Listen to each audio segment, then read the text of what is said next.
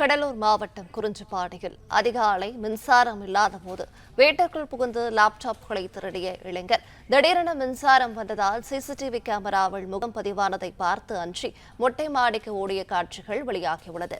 கூடுதல் விவரங்களை செய்தியாளர் லெசி ராஜா வழங்கிட கேட்கலாம். லெசி ராஜா, வணக்கம். விவரங்கள் என்ன சொல்லலாம்?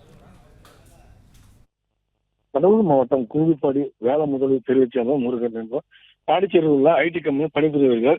இந்த நிலையில் முருகன் கடந்த 31ஆம் தேதி வீட்டை கூட்டிக் கொண்டு குடும்பத்துடன் வெளியூர் சென்றுள்ளார். பின்னர் நேற்று இரவு வீட்டில் வந்து மேல் மாடிக்கு சென்று பார்த்தபோது அங்கு வைத்திருந்த 2 லேப்டாப்புகள் காணாமல் போன கண்டு அதிர்ச்சியடைந்தார். மர்ம நபர்கள் யாரோ திருடி சென்றது தெரிய வந்தது.